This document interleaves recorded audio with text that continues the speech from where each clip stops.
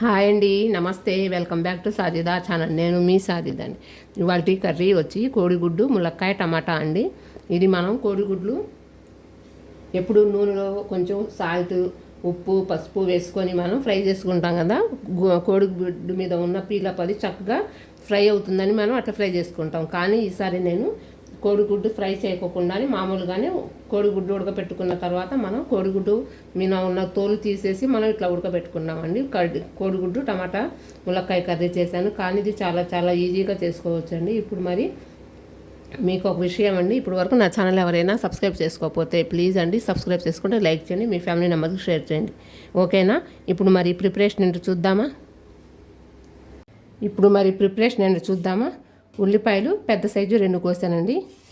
2 పచ్చిమిరపకాయలు, ములక్కాయలు 2 కాయలు తీసుకున్నాను. శుభ్రంగా కట్ చేసి కడిగి పక్కన పెట్టేశాను. కోడిగుడ్లు చక్కగా ఉడకబెట్టి పీలప్ తీసేసి ఘాట్లు పెట్టుకున్నానండి. 4 టమాటాలు, 4 కానీ 5 కాయలు టమాటాలు తీసుకొని చక్కగా కడిగి శుభ్రంగా కడుక్కొని కట్ చేసి పెట్టేశానండి. ఇప్పుడు మనం ఒక ప్యాన్ పెట్టుకొని అందులో ఆయిల్ వేసుకొని కోడిగుడ్డు మునక్కాయ కర్రీ ప్రిపరేషన్ చేసుకుందాం. ప్యాన్లో 2-3 టేబుల్ స్పూన్లు ఆయిల్ వేసానండి. ఆయిల్ హీట్ ఎక్కింది కదా. ఇప్పుడు మనం కట్ చేసుకున్న ఉల్లిపాయలు వేసుకుందాము. ఉల్లిపాయలు, పచ్చిమిరపకాయలు 2 వేసేసుకుందామండి ఒకేసారి.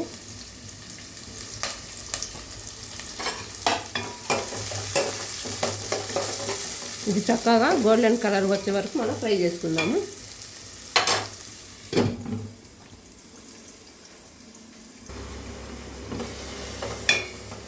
ఉల్లిపాయలు చక్కగా ఫ్రై అయినాయి కదండి.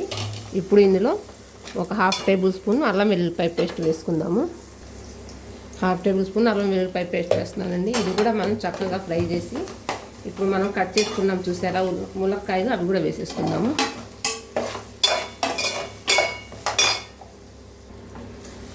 ఇప్పుడు ఇందులో 2 టేబుల్ స్పూన్ల సాల్ట్,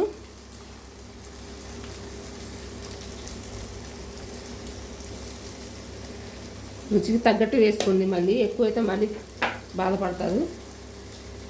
1/2 టేబుల్ స్పూన్ పసుపు,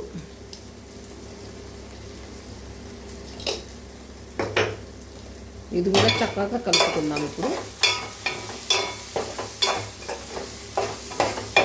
ఇవన్నీ చక్కగా ఇప్పుడే ఈ సమయంలో మన టమాటాలు కట్ చేసుకున్నాం కదా, అవి కూడా వేసేసుకుందాం.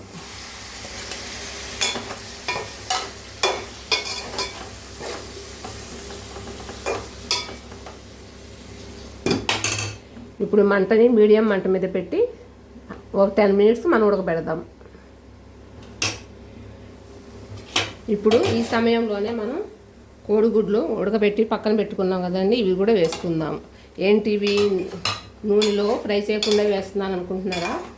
ఈసారి ఇట్లా ట్రై చేద్దామని వేసానండి. లేకపోతే ఎప్పుడు ఆయిల్లో కొంచెం పసుపు, ఉప్పు, కారం వేసి ఫ్రై చేస్తే గోల్డ్ కలర్ వచ్చే వరకు మనం ఫ్రై చేసామనుకోండి, కోడిగుడ్డు బాగా ఫ్రై అయ్యింది. ఈసారి ఈ విధంగా ట్రై చేయండి. కోడిగుడ్డు ములక్కాయ కర్రీ సూపర్గా ఉంటుంది. ఇప్పుడు ఒక 5 మినిట్స్ మీడియం మంట మీద పెట్టేసి వదిలిపెట్టేద్దాం. తర్వాత 2 టేబుల్ స్పూన్ల కారం, అవి వేసుకుందాం. ఇప్పుడు మనకి స్పైసీకి తగ్గట్టు మన కారం ఎంత తింటామో అంత చూసుకొని కారం వేసుకోవాలండి. మా ఇంట్లో కొంచెం స్పైసీ ఎక్కువగానే తింటారు. నేను చిన్న స్పూన్ కాబట్టి 5 స్పూన్లు వేస్తున్నాను.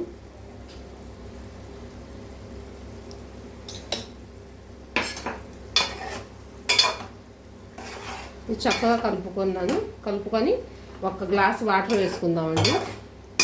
ఇప్పుడు కాదు, కొంచెం ఇది 5 మినిట్స్ కొంచెం మగ్గాలి. ఇప్పుడు మనం 1 గ్లాసు వాటర్ వేసుకోవాలి, ఎందుకంటే మనకు గ్రేవీ కావాలి కదా. గ్రేవీ కోసం 1 గ్లాస్ వేసుకున్నాను.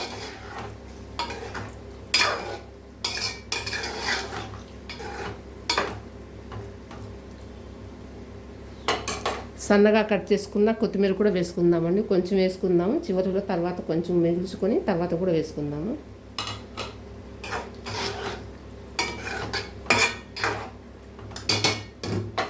ఇంకా కరెక్ట్గా 10-15 నిమిషాలు ఉడకబెడితే చాలండి. మనకి టేస్టీగా ములక్కాయ కోడిగుడ్డు కర్రీ ఉడుకుతుంది. ముందు 10 మినిట్స్ వరకు మనం మీడియం మంట మీద పెడదాము. చూసారా ఫ్రెండ్స్, గ్రేవీ ఎంత చక్కగా వచ్చిందో. మీకు ఇంకా కొంచెం చిక్కగా కావాలనుకుంటే ఇంకొంచెం ఒక 5 నిమిషాలు పెట్టుకోండి. నేను ఇంకొక 5 నిమిషాలు పెడతానండి. బాగా పలసగా ఉంది, చిక్కబడే వరకు పెట్టుకోండి. ఇందులో ఒక 1/2 టేబుల్ స్పూన్ ధనియా పౌడర్ వేస్తానండి. ఇప్పుడు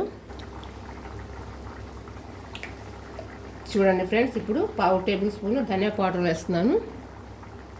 చివరిగా కొంచెం కొత్తిమీర వేసుకొని, ఇందాక మనం కట్ చేసి పెట్టుకున్నాం చూసారా కొత్తిమీర, అది కూడా వేసుకొని మనం దించేసుకోవటమే. అంతే ఫ్రెండ్స్, ఈజీగా మనకి ములక్కాయ కోడిగుడ్డు టమాటా కర్రీ ప్రిపేర్ అయిపోయింది friends. Thank you for watching friends. ఇప్పటి వరకు నా ఛానల్ ఎవరైనా సబ్స్క్రైబ్ చేసుకోకపోతే ప్లీజ్ సబ్స్క్రైబ్ చేసుకోండి, లైక్ చేయండి, మీ ఫ్యామిలీ మెంబర్స్కి షేర్ చేయండి. Bye friends. ఇంకో కొత్త రెసిపీ మీ ముందుకు వస్తాను. Bye friends.